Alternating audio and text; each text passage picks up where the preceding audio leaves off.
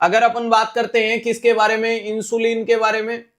वैसे हमारी बॉडी की बीटा सेल, हमारे बॉडी के अंदर एक ऑर्गन है जिसका नाम है पेनक्रियाज, और ये पेनक्रियाज होता है, इस पेनक्रियाज की बीटा सेल होती है, वो पेनक्रियाज की बीटा सेल इंसुलिन का निर्माण करती है।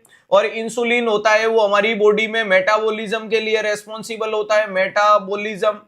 और ये मेटाबॉलिज्म किसका करवाता है, तो सर ये कार्बोहाइड्रेट का करवाता है, सर ये फैट का करवाता है, और ये किसका करवाता है, प्रोटीन का करवाता है। प्रोटीन का सिंथेसिस करवाएगा, ध्यान रखिएगा, फैट का यूटिलाइजेशन करेगा और कार्बोहाइड्रेट को करेगा, यानी जिससे ब्लड ग्लूकोज कम होता है। इसके अलावा वुंड हीलिंग में मदद करता है, ध्यान रखिएगा, एक्स्ट्रा कोलेस्ट्रॉल को डाउन करने में कोशिश करता है। ये तमाम काम इंसुलिन करता है। लेकिन अगर किसी कारण से किसी में इंसुलिन की कमी होती है तो अपन आर्टिफिशियल इंसुलिन मरीज को दिया जाता है। और आर्टिफिशियली इंसुलिन में मैं टाइप्स बताऊं तो पहले नंबर पे आता है जिसको अपन बोलते हैं दोस्तों रैपिड एक्टिंग इंसुलिन। क्या बोला जाता है, रैपिड एक्टिंग, यानी जो बहुत फास्ट फॉरवर्ड काम करेगा। दूसरे नंबर पे आता है जिसको बोला जाता है शॉर्ट एक्टिंग, जिसको आप लोग रेगुलर इंसुलिन के नाम से जानते हो।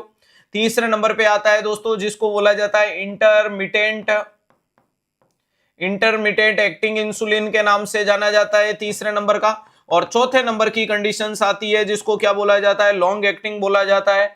लॉन्ग एक्टिंग का मतलब जो सबसे लंबा चलेगा। तो याद रखिएगा, एक लॉन्ग एक्टिंग हो जाता है, एक ये हो जाता है, एक ये हो जाता है, और एक ये देखने को मिलता है।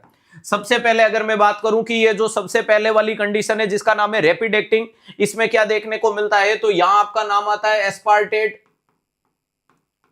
एस्पार्टेट ग्लूसिन लिस्प्रोग्लूसिन, ध्यान रखिएगा। इसके अलावा इसमें क्या नाम आएगा सर, यहां देखने को मिलता है रेगुलर, यहां कौन सा आता है एनपीएच, और यहां कौन सा आता है तो इसको बोलते हैं लेंटस, ध्यान रखिएगा, या जिसे बोल सकते हो ग्लेरेजिन।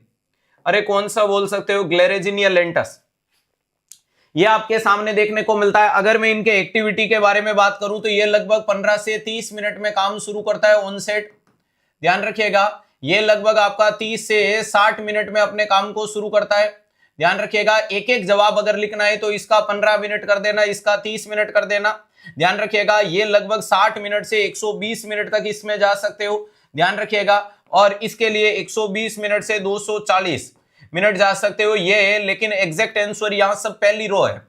तो पहले नंबर पे अगर बात करूं तो पहले नंबर वाला जो रैपिड एक्टिंग इंसुलिन होता है वो 15 मिनट में अपने काम को शुरू करता है। रेगुलर इंसुलिन अपने 30 मिनट में काम को शुरू करता है। एनपीएच इंसुलिन 60 से 90 मिनट तक जा सकता है, ध्यान रखिएगा। और ये 120 मिनट से 240 मिनट का समय देखने को मिलता है अपने काम करने में।